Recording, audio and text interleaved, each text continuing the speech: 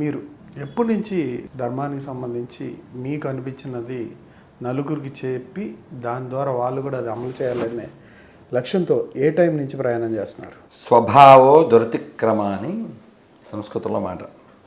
స్వభావం నుంచి బయటికి రావడం చాలా కష్టము అని. అయితే మంచి స్వభావం అది సహజంగా నాకు వచ్చినటువంటిది ఏమిటంటే చూస్తూ ఊరుకోలేకపోవడం.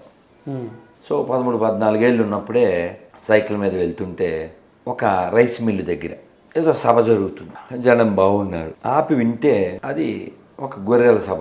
దాంట్లో మన బడుద్దాయిలు కూడా కూర్చున్నారు. ఎందుకంటే మన వాళ్ళకి అన్నీ ఒకటే అనేటువంటి ఒక రోగం కదా. వాడు ఏదో జోక్ చెప్తున్నాడు. జోక్ లాగా ఏమిటది, ఒక పడవ, ఆ పడవలో జనం ఉన్నారు, హిందువులు, ముస్లింలు, క్రిస్టియన్స్ ఉన్నారు. హిందువుల్లో ఒక ఆయన రామ అన్నాడు, రాముడు వచ్చే లోపల కృష్ణ అన్నాడు, కృష్ణుడు వచ్చే లోపల గణపతి అన్నాడు, కాసేపటికి అమ్మవారు అన్నాడు. ఇలా వాళ్ళు రాలేదు, ఆ పడవ మునిగిపోయింది. కానీ ఇంకో చోట ముస్లిము, ఇంకో చోట క్రిస్టియన్ పడవ మునిగిపోబోతుంటే వాళ్ళు దేవుని పిలిచారు, వాళ్ళు వచ్చారు, రక్షించారు. ఇది స్టోరీ, వాళ్ళు చెప్తున్న స్టోరీ.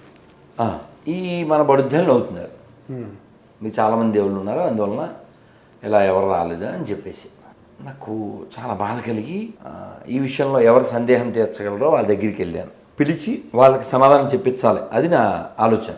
అయితే వాళ్ళు పెద్దవాళ్ళు అవ్వడం, వాళ్ళు ఒరే నువ్వు చెప్పగలిగితే ఇది చెప్పేసే అన్నారు. సో మన స్వభావంలో భయం లేకపోవడం వలన సార్ నేను చెప్తాను, నేను చెప్పిన దానికని నేను వెళ్ళి తెలిసిన వాళ్ళ పిల్లవాడిని కాబట్టి చెప్పన్నాను. ఏం చెప్పాను నేను ఇప్పుడు, ఒక ఊళ్ళో కొందరు రైల్లో ప్రయాణం చేస్తూ వెళ్తున్నారు, కొందరు పడవలో ప్రయాణం చేస్తున్నారు, కొందరు విమానంలో ప్రయాణం చేస్తున్నారు, ఇంకొందరు బస్సులో ప్రయాణం చేస్తున్నారు. వీళ్ళంతా క్రైస్తవులు. ఈ పడవ మునిగిపోయింది. వాళ్ళు వెంటనే జీసస్ సేవ్ మీ అన్నారు. అదే టైంలో రైలు యాక్సిడెంట్ అయింది, వాళ్ళు పిలిచారు. అదే టైంలో బస్సు బోల్తా పడింది, వాళ్ళు పిలిచారు. అదే టైంలో విమానం కూలిపోతుంది, వాళ్ళు పిలిచారు. అటెల్నా ఇటెల్నా ఇటెల్నా అటెల్నా అటెల్నా ఇటెల్నా అనుకున్నారు, ఎటు వెళ్ళలేదు. అది కాలిపోయింది, ఇది కూలిపోయింది, ఇది పేలిపోయింది, ఇది తేలిపోయింది. అందుకని ఒకే పేరు పెట్టుకుని ఒకడే అనుకుంటే ఎలా ఉంటుంది అని కౌంటర్ ఇచ్చాను. వాళ్ళు ఏం మాట్లాడలేని పరిస్థితి.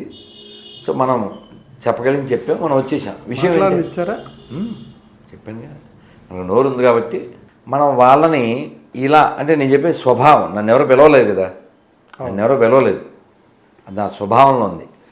ఆ అన్యాయం, అక్రమం, అధర్మం, అవినీతి దాన్ని చూసి తట్టుకోలేకుండా ఉండడం, రియాక్ట్ అయ్యాం. ఇది మొదట అంటే ఊరికి ఒక ఉదాహరణ, ఎగ్జాంపుల్ అనేది మీరు ఫస్ట్ రియాక్ట్ అయింది ఇక్కడ.